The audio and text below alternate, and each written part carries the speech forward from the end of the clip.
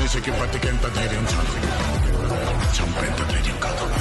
ఎందుకు బ్రో నువ్వు రక్త తిలకం దిద్దినా నీ అభిమానే నువ్వు చేసిన ఈ చేష్టల్ని అస్సలు హర్షించడు.